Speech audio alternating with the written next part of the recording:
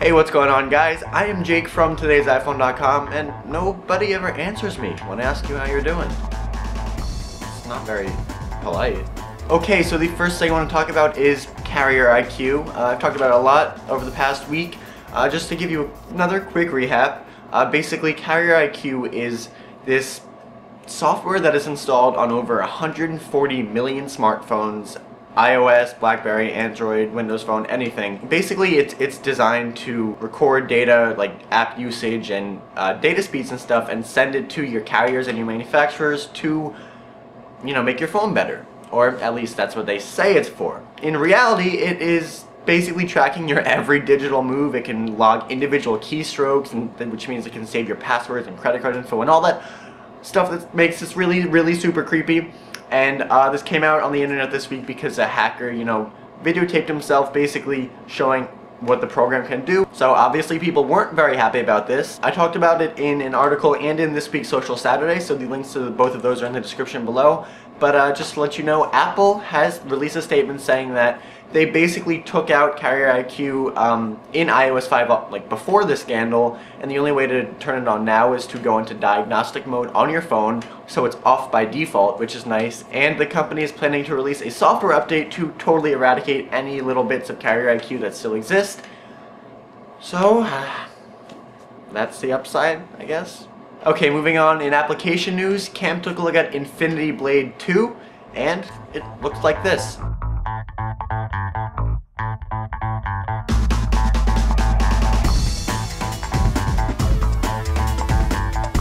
The application is $6.99 in the App Store for both iPhone and iPad, so if this looks cool to you, definitely check it out. And stay tuned to Today's iPhone. Cam's going to have, a review, some more videos, and go a little bit more in depth with this. Alright, next, there have been a lot of Apple TV rumors over the past few weeks. The most recent one coming out of Gene Munster, an analyst who said that Apple will release a bunch of versions of their own HDTV and, different sizes and stuff at around this time next year, so for Christmas next year. The rest of the stuff he said is pretty standard, integration with iTunes, iCloud, the App Store. You'll be able to control it via an application on your iPhone or iPad, or maybe through Siri. It will support cable boxes and cable TV, which is nice. It's not just going to be like a monitor for the Apple TV box that there is now. Oh, and it'll be double the price of the other HD TVs on the market.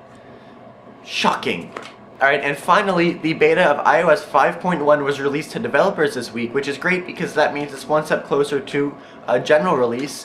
Some interesting things to note is that some code in the software was uncovered that hints at both a next generation iPhone and a next generation iPad. I can't say this is too surprising because there will always be a next-gen iPhone and iPad, but the fact that they're starting to show up in iOS code more frequently could hint at a soon release, especially the iPad is due for an update in a couple months, so who knows. Also pretty intriguing, in the description for the update, Apple claims that it improves dictation support for supported devices.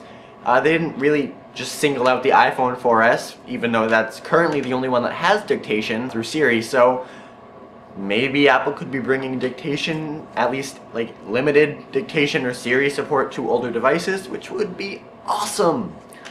Then again though, this could be nothing. Obviously the biggest reason for this update is to fix those ridiculous battery issues that people are still experiencing, and it doesn't seem like it does that.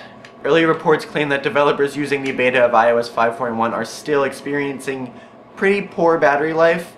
There have been some people who said that it's improved, but there also have been a lot of people who said it stayed the same or even got worse.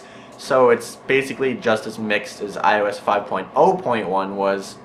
And it's making me worry because it might not be a software problem that's causing the battery issues, which would be very, very bad. Hopefully Apple can get their stuff together and release a decent update that fixes this battery issue, but if not, they're going to have a lot of unhappy customers on their hands. Okay, well that's all the big news for this week, guys. Before I go, I want to leave you with a question of the day, and that is, would you pay double the price of a regular TV to get one with iCloud and Siri support? I don't think I would, and I say that about a lot of Apple products. I don't think I'd buy them, and then they come out and I want one, but I really don't think I would with this, just because a TV is a huge purchase, and I don't do that much TV watching on TV. You know, it's mostly on my iPad and computer with Hulu and Netflix. So I'm gonna go out on a limb and say that when this does come out, I won't buy it. I'd love to know your thoughts, so you can let me know in the comment section down below, or hit me up on Twitter at twitter.com/TIP_Jake. And don't forget, the links to all of these stories I talked about in this video are in the description down below. And for more news, views, and reviews, please head over to todaysiphone.com.